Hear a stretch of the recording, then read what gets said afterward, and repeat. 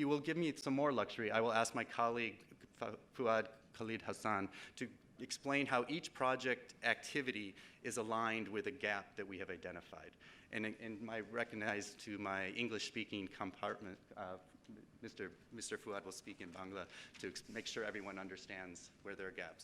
But largely we're looking at one item and how the gap can be solved with a project activity. Thank you, Mr. Fuad. Thank you so much, Michael.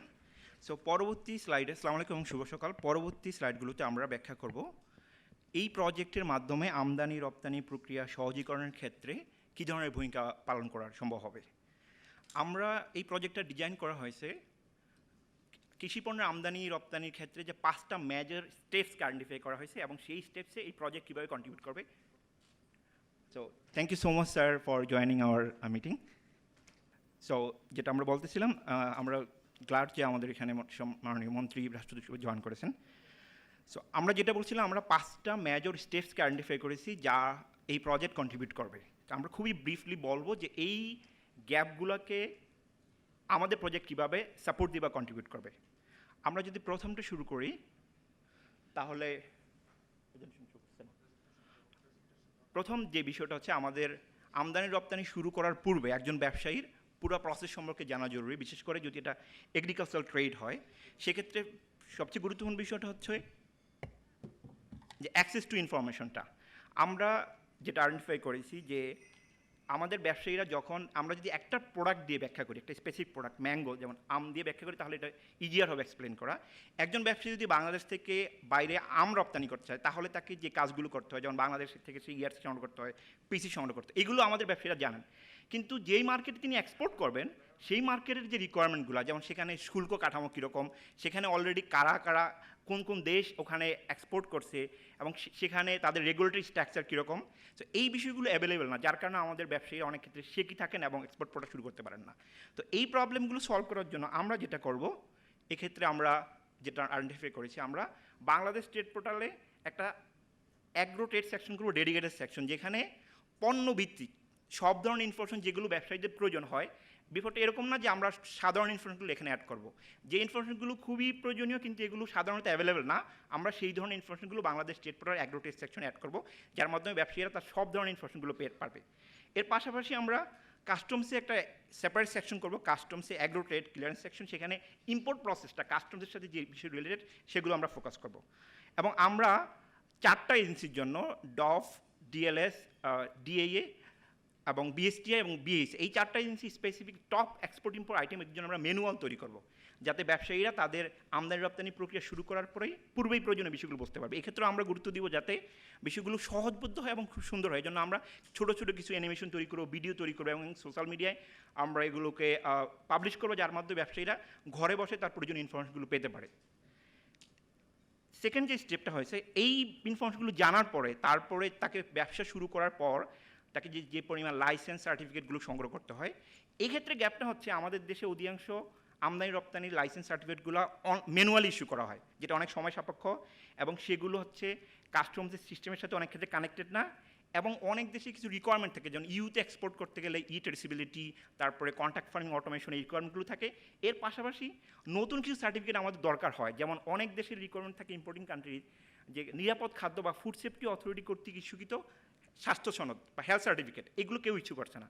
তো এক্ষেত্রে আমরা যে কাজগুলো করব, আমরা প্রথমত এই এজেন্সিগুলোর সাথে যে 5টা এবং 6টা এজেন্সির সাথে কাজ করে তাদের যে এক্সিস্টিং সার্টিফিকেটটা, যেমন ফিশারিজ হেলথ সার্টিফিকেট ইস্যু করে, এই প্রসেসটাকে অটোমেশন করা এবং নতুন কিছু সার্টিফিকেট ইস্যু করা। এর পাশাপাশি ট্রেসিবিলিটি এবং কোয়ান্টাম ফার্মিং প্রসেসটাকে অটোমেশন করার জন্য আমরা এজেন্সিগুলোর সাথে কাজ করব। এবং সবচেয়ে গুরুত্বপূর্ণ বিষয় হচ্ছে এই লাইসেন্স সার্টিফিকেট এনওসিগুলোকে কাস্টমসে অ্যাসেগুদেবল সিস্টেম বা ন্যাশনাল সিঙ্গেল উইন্ডো সিস্টেমের সাথে কানেক্ট করার জন্য আমরা কারিগরি সহযোগিতা প্রদান করব। থার্ড অপশনটা হলো আমাদের দেশে একটা বড় সমস্যা হচ্ছে এবং একটা গ্যাপ হচ্ছে এক্সপোর্টের ক্ষেত্রে। সাধারণত এয়ারপোর্ট ইউজ করে ভেজিটেবল বা ফ্রুটস এগুলো এক্সপোর্ট করা, কিন্তু আমাদের এয়ারপোর্টে যে হিমাগার সুবিধা বা কোল্ড স্টোরেজ ফ্যাসিলিটিটা খুবই সীমিত। সাধারণত আমদানি রপ্তানি প্রক্রিয়া শেষ করার পূর্বে এবং মাঝে মাঝে ফ্লাইট ডিলে হয়, এই সময়টাতে যে পণ্যগুলো রাখা সেই ফ্যাসিলিটিটা সীমিত পর্যায়ে আছে এয়ারপোর্টে, যার কারণে অনেক ক্ষেত্রে পণ্যের গুণগত মান নষ্ট হয়ে যায় এবং যেটা আমাদের অনেক সময় কনসাইনমেন্ট রিজেক্ট হয়ে যায়। এক্ষেত্রে চট্টগ্রাম সিপোর্টে যে ফ্যাসিলিটি আছে রেফার সিস্টেম, সেখানেও আবার প্লাগ নাম্বার লিমিটেড। সো এই প্রবলেমটা বিবেচনা করে আমরা প্ল্যান করেছি যে ঢাকা এয়ারপোর্ট এবং চট্টগ্রাম সিপোর্টে সফিস্টিকেটেড এবং মাল্টিপারপাস কোল্ড স্টোরেজ ফেসিলিটি স্থাপন করা, যার মাধ্যমে ইভেন যদি আমদানির ক্ষেত্রে প্রসেস সম্পন্ন করতে সময় লাগে, যাতে একটা প্রোডাক্টটা সার্টেন স্টেজে থাকতে পারে এবং নিজস্ব টেম্পারেচার মেনটেন করে। সেজন্য আমাদের partner organization global cold chain alliance and লিক্সকেপ, they are very sophisticated in this field. তারা অনেক দেশে এই কাজগুলো করেছে, তাদের সাথে মিলে আমরা এই দুইটা পোর্টে, এয়ারপোর্ট এবং সিপোর্টে কোল্ড স্টোরেজ ফেসিলিটি করার জন্য আমরা চেষ্টা করি। আমরা বিশ্বাস করি এই কাজটা করতে পারলে আমাদের অ্যাগ্রো এক্সপোর্ট অনেক বাড়বে, বিকজ ফ্যাসিলিটিস না থাকার কারণে বা পণ্য নষ্ট হয়ে যাবে এই কারণে অনেক ব্যবসায়ীরা আগ্রহ ফিল করে না। তো এই প্রসেসটা আমরা করতে পারলে এক্ষেত্রে বাংলাদেশ সরকারের যে ভিশন বা এক্সপোর্ট ডাইভার্সিফিকেশন এজেন্ডা, এটাতে অনেক বেশি কন্ট্রিবিউট করবে। আমাদের ফোর্থ যে ইস্যুটা বা এজেন্ডাটা, যে ল্যাবের ক্ষেত্রে আমরা জানি পণ্যের গুণগত মানের পরীক্ষা করার জন্য ল্যাবে অনেকগুলো পরীক্ষা করতে হয়, আমদানি রপ্তানি দুই ক্ষেত্রেই। এক্ষেত্রে আমাদের ইন্টারভেনশনটা হলো আমরা যে স্যাম্পল কালেকশন প্রক্রিয়া থেকে শুরু করে তারপরে মেথড ডেভেলপমেন্ট এবং ISO 17025 যে অ্যাক্রিডিটেশন ইস্যুগুলো আছে, সেক্ষেত্রে সরকারি ল্যাবগুলোর দক্ষতা বৃদ্ধি করা এবং তারা যেই সার্টিফিকেটগুলো প্রডিউস করে সেইগুলো হচ্ছে কাস্টমসের সিস্টেমের সাথে কানেক্টেড করা, ইন্টারফেস করা, যাতে সময়টা কমতে পারবে। তো এই জায়গাগুলোতে আমরা সরকারের 5টা সংস্থার সাথে কাজ করার জন্য প্ল্যান করেছি, total laboratory test certificate improvement প্রসেসটাকে সহজীর করার জন্য। এবং ফাইনাল যে ইস্যুটা হচ্ছে ক্লিয়ারেন্স প্রসেসটা ফেসিলিটেট করার জন্য। আমরা জানি ব্যবসার সময় কমানোর জন্য অনেক দিন ধরে কাজ করছে বাংলাদেশ কাস্টমস। WTO আর্টিকেল 7.4 অনুসারে customs already risk based clearance process practice করছে এবং তারা এটাকে আরও এটাকে করার জন্য তারা কাস্টমস রিস্ক ম্যানেজমেন্ট কমিশনারেট গঠন করতে যাচ্ছে। কিন্তু এগ্রিকালচার ট্রেড রিলেটেড এজেন্সিগুলো যদি রিস্ক বেসড সিস্টেমটা না থাকে, তাহলে কাস্টমসের সিস্টেমটা পুরোপুরি ফাংশনাল হবে না। এই জন্য আমরা প্ল্যান করেছি 5টা agency, Dove, fisheries, DA, BSTI এবং BAC, এই 5টা এজেন্সিতে রিস্ক ম্যানেজমেন্ট ইউনিট বা রিস্ক ম্যানেজমেন্ট কমিটি গঠন করা, যাতে তারা একটা সার্টেন সিলেক্টিভিটি ক্রাইটেরিয়া ফলো করে কাস্টমসের সিস্টেমের সাথে কানেক্ট হতে পারে। এক্ষেত্রে আমরা এজেন্সিগুলোকে প্রযুক্তিগত, কারিগরি সহ সব ধরনের সহযোগিতা প্রদান করবো এবং যেই সমস্ত দেশ অলরেডি সাকসেসফুলি এই প্র্যাকটিসটা করতেছে অ্যাগ্রো ট্রেডের ক্ষেত্রে রিস্ক ম্যানেজমেন্ট, সেই সমস্ত দেশে আমরা ক্যাপাসিটি বিল্ডিং ট্রেনিংয়ের ব্যবস্থা করবো। এবং আমরা আশা করছি এইটা করার পরে এবং যখন আমরা কাস্টমসের সিস্টেমের সাথে কানেক্ট করবো এবং এই এজেন্সিগুলোর নিজস্ব রিস্ক বেসড সিলেক্টিভিটি ক্রাইটেরিয়া তৈরি হবে, যার মাধ্যমে এন্টায়ার ক্লিয়ারেন্স প্রসেসটা অনেক বেশি সিম্পলিফাইড হবে।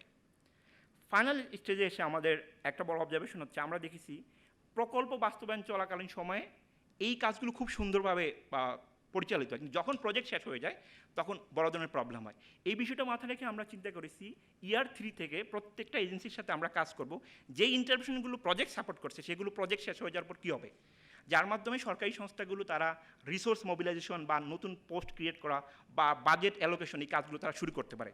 যার ফলে আমাদের 5 বছর যখন শুরু হবে, প্রজেক্ট শেষ হবে, তখন যাতে সরকারি এজেন্সিগুলো তারা নিজেরা এটা তত্ত্বাবধান করতে পারে, সেজন্য আমরা সবগুলো এজেন্সিতে সিস্টেমেটিক প্ল্যান ক্রিয়েট করছি। এর পাশাপাশি ওভারঅচিং কিছু বিষয় আমরা কাজ করি, যেমন মাইকেল বলেছে আমরা এক্সপোর্ট পলিসি এবং ইনপুট পলিসি রিভিউ করেছি এবং আমরা আরেকটা খুবই গুরুত্বপূর্ণ কাজ করি, যেটা বাংলাদেশে প্রথম, সেটা হলো অ্যাগ্রো ফোকাস টাইমলি স্টাডি করতেছি। এটার উদ্দেশ্য হচ্ছে যে অ্যাগ্রো পণ্য খালাস প্রক্রিয়ায় যে সমস্ত এজেন্সিগুলো জড়িত কাস্টম সহ, সেখানে কোন জায়গাটাতে কোন স্টেপসের সময়টা বেশি লাগছে সেটাকে ক্যালকুলেট করে বের করা এবং এইটা করার পরে আমরা আইডেন্টিফাই করতে পারবো এবং শেয়ার করতে পারবো গভর্নমেন্ট এজেন্সিগুলোর সাথে অ্যাকচুয়ালি কোন স্পেস কোন স্টেজে সময়টা বেশি লাগছে।